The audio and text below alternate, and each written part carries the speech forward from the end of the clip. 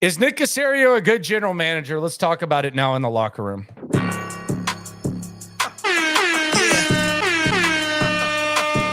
Yeah, it's the locker room on YouTube.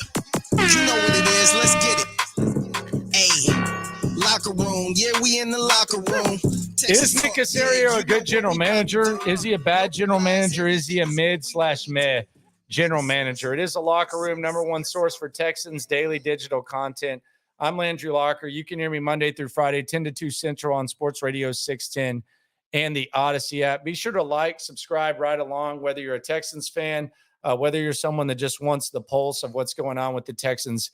You've come to the right place. Very simple question. Is Nick Caserio a good general manager? We're 2 years in. Let's make it clear, though. This is not a question that is a verdict. Nick Caserio could end up being a good general manager if you think he's a bad one. He could end up being a bad one if you think he's a good one. He could end up being a good or bad one if you think he's a mid or meh one.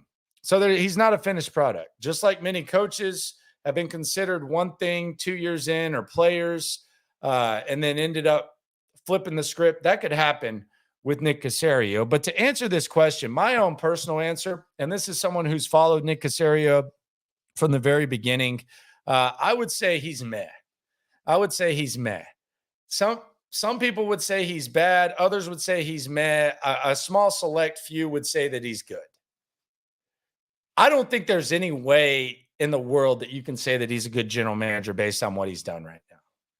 There's nothing tangible that can lead someone in the right frame of mind to say that Nick Caserio has been a good general manager. He hasn't done really much to really prove that. Now, was he inherited a terrible situation? Absolutely. Absolutely. He was inherited a situation where the biggest idiot, the biggest fraud, the biggest con man, the biggest football idiot in the history of ever, the biggest fraud, a POS, person of service, Jack Easterby, was a big voice in the organization. And that automatically sets you back. And quite frankly, that's the reason why a lot of guys wanted out of here, including Deshaun Watson, on top of everything that was going on. So he inherited that. He inherited a situation where Deshaun Watson inherited all of these off-field, inherited, maybe earned, whatever, all of the off-field things. He also wanted nothing to do with the organization. He inherited the sins of Bill O'Brien and the POS's past, where he didn't have draft picks early on. And he inherited bad cap situation from the POS and Bill O'Brien. $75 million dead cap in 2022, and 2021, no first or second round picks. So Nick Caserio inherited a mess. But has he really made it that much better? Furthermore, when you inherit a mess and you have ownership that's willing to ride it out with you, are you really doing anything that difficult? If they're willing to be patient with you, are you really doing anything that difficult? And I don't hold any of the coaching hires against him either. Some may, I don't, because I'm glad that it landed on D'Amico Ryans. Whether that was his decision or not, I'm glad that it landed on D'Amico Ryans. But let's look at the worst and the best of what Nick Caserio did. And we're also going to hear perhaps one of the stupidest things that Nick Caserio has ever said. And there's a long list of things that he said that are dumb. I think he might read too many books, honestly. I think he might be too smart for his own good. I think he needs to get out more instead of putting his head in a book. I think it might be a good thing for Nick Caserio. You lose the Silicon Valley references, go out to the bar or something like that. Meet some people, deal in reality, quit talking about processes and stuff. But the best thing that Nick Caserio has done, let's start with the good news, has been the Deshaun Watson trade. He did a really good job with the Deshaun Watson trade. Now, some people would say, well, you got one of the best quarterbacks in the game, according to many at the time.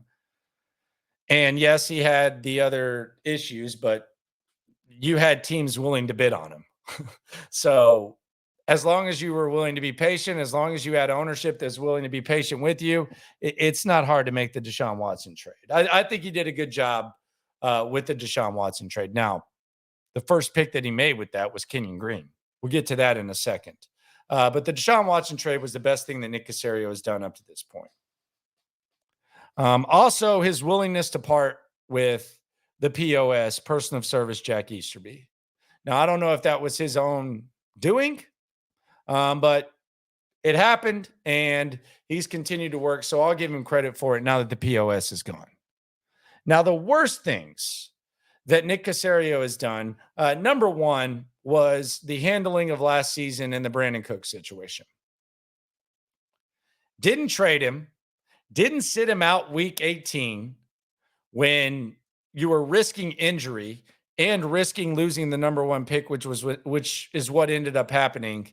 That was pathetic. That was dumb. My emotional ass, if I were the owner, if I were Cal McNair, I probably would have fired him for that. Fireable offense for me. Maybe it worked out, but I've heard about process over results from Nick Caserio a number of times. That process sucked. So now I'm not going to sit here and say, okay, well, maybe the results worked out. I've been preaching process over results for a while. That process sucked. Brandon Cook should not have been on the field. Don't care what anyone says. Said it at the time. I'll say it now. I'm not trying to beat it to death, but we're talking about Nick Caserio. The draft movement, been pretty suspect.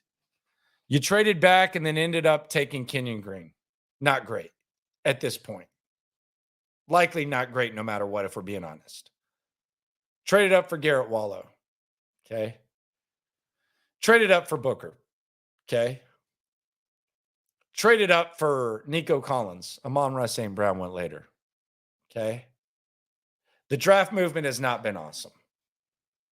And then some of the weak things that he has said have also led you to kind of wonder about Nick Caserio. And let's hear some of the things that Nick Caserio has said recently, starting with the Kenyon Green situation. And I want to play this because I want to make something very clear with the Kenyon Green situation, because I think the way in which Nick Caserio presented it, it's true, but I also don't want it to blind people from the reality of the situation. Here's Nick Caserio talking about Kenyon Green. I would say specifically Kenyon, it was just a matter of when, not if, this was going to happen. I'd say, and D'Amico made a comment the other day, he's proud of the player, proud of the kid for, let's say, mental and physical toughness that he showed. I think he was dealing with a lot of things physically. He was dealing with some things, I would say, on a personal level as well. And at some point, if a player is in a position that his condition or situation puts him at a disadvantage, it's not fair to the player, it's not fair to the team, and it's not fair to the individual. So in the end, this is, I'd say, in the game, it may have been exacerbated a little bit, but again, we knew in May this was a possibility. To his credit, he worked through it, and I'd say did the best he could with the situation that he was given. And in the end, we just felt for the betterment of the team and the player that this was the best decision. So he goes into reserve, get ready for the 2024 season. And the train keeps moving. That's the NFL. Like, nobody's going to feel sorry for where you are as a team. So it's unfortunate. It's one of the things that you have to deal with. We have to deal with it. Every team's got to deal with it. So it's kind of where we are. All right. So he says it's unfortunate, and he says it's something you got to deal with. Here's the reality of the situation with Kenyon Green. He wasn't very good. Okay. There might be reasons. He wasn't very good. Wasn't good last year. Wasn't good this year. So he wasn't very good. Might be reasons, but wasn't. You selected a guy at a position where a lot of people don't even think about selecting someone at that position at that point in the draft. He was not very good. Even if he had been healthy, there would have been concern about him being on the field. So yes, a lot of times injuries happen. Really, really good players get injured. Kenyon Green at this point was not a good player. You drafted him. You drafted him with the first pick. You, Nick Caserio, drafted him with the first pick in the Deshaun Watson trade. Is that fireable? No. Is that an end-all, be-all? No, it happens. Chances are 4 times out of 10, a first-round pick is not going to be a star player. But Kenyon Green was not good. The injury, don't let the injury bail out Nick Caserio, because the Texans, based on what we saw, would have had an issue at left guard, whether Kenyon Green had gotten hurt or not. So let's just make that very clear. Maybe he comes back a different guy, but the guy that we saw with our own eyes, wasn't a very good player. You drafted him. So this is not like, back when Caserio was at New England, Tom Brady tearing his ACL week 1. This isn't like Deshaun Watson tearing his ACL in 2017. This isn't like J.J. Watt getting carted off the field in 2017. There were problems with Kenyon Green. He wasn't as good as the guy behind him recently. So, yes, it's an unfortunate situation, but it was not ideal even before all that. This is the quote, though, that had a lot of people going crazy, and I think rightfully so. And I think this is where Nick Caserio might read too many damn books and might be stuck in this BS fantasy world of process over results. Maybe he's stuck in the past, or maybe he's just stuck in BSing people, because I believed in process over results the 2 years before this. I believed that the Texans were in the mud. I believed that I was fine with David Coley and Lovie Smith because I didn't think the Texans had much that they could do. I felt like they had to get through some sort of mud, much like San Francisco did with Tom Sula and Chip Kelly, etc. I believed it. And I gave Nick Caserio, I don't even want to say a free pass. I would say a logical pass because of that. But now that you have full resources, now that you're using 2 first-round picks, now that you have full salary cap, top 5 salary cap space, and all this draft equity, when I hear Nick Caserio say stuff like this, I wonder, is this guy either A, too smart for his own good, B, a total BSer, 3, completely foolish, or maybe 4, completely misunderstood, and I'm overanalyzing what he says? Because when I hear this right here makes me think this guy might not be a good general manager. Here's Nick Caserio talking about expected improvement this year compared to last year. We don't control what the record is, what we're going to be, what it's going to look like. What? All we can control is our attitude and our performance on a day-to-day basis. It's a process-driven league, and you just have to find ways just to continually improve and get better, I'd say, on a day-to-day, week-to-week basis. That's a fraudulent jackass comment. And quite frankly, it sounds a lot like something that the POS Jack Easterby would say. Because sometimes you get spoiled when ownership is patient with you, where process over results is forgiven. And I was one of the people that forgave that. But a lot of times when you get that luxury, you convince yourself that your process works no matter what, because you're not held accountable, right? You don't have a quota. And I don't think quotas are great like in a lot of professions, whether it's a cop with speeding tickets, whether it's a salesperson, whatever. Like quotas can be, they can be counterproductive. And wins and losses, some people say it's bottom line, but I do think there's a gray area. But here's the thing, though. If you take advantage of that and you start believing, well, nothing that we do really matters because we're not held accountable to this. I mean, we're not sitting here talking about like something big happening with Nick Caserio. This has been the 3rd worst team and the 2nd worst team in the league. And this guy's going to come out and say, we don't control it. You have a pretty big hand in it. Maybe draft players better than Kenyon Green. Maybe trade up for guys that can actually hang on the roster more than 2 years. You're going to sit there and say, we don't control. Listen to this again. We don't control what the record is, what we're going to be, what it's going to look like. All we can control is our attitude and our performance on a day-to-day basis. It's a process-driven league, and you just have to find ways just to continually improve and get better, I'd say, on a day-to-day, week-to-week basis. Awful.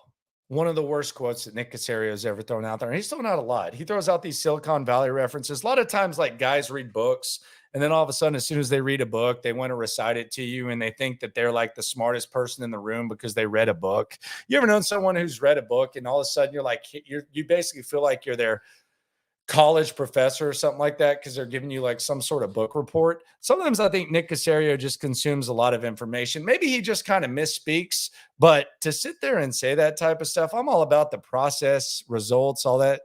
I could get down with it in the past, but we don't control the win-loss record. We don't control what the record is, what we're going to be, what it's going to look like.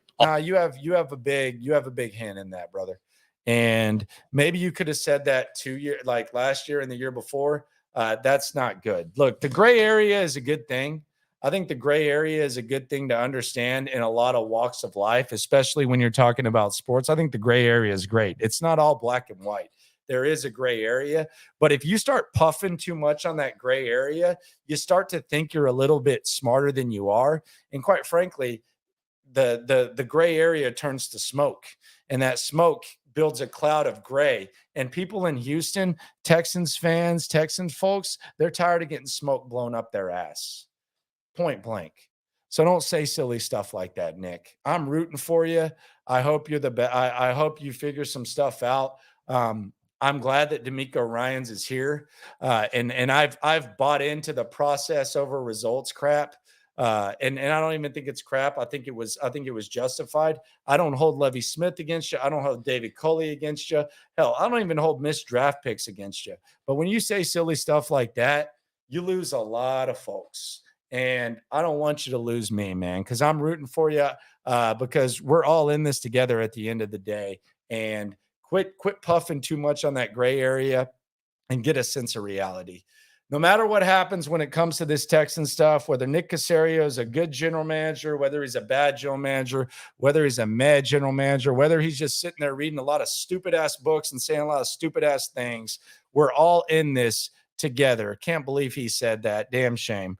Oh, well, still in it together. Subscribe, like, ride along. Locker Room, #1 source for Texans daily digital content, pulse of what's going on. I'm Landry Locker.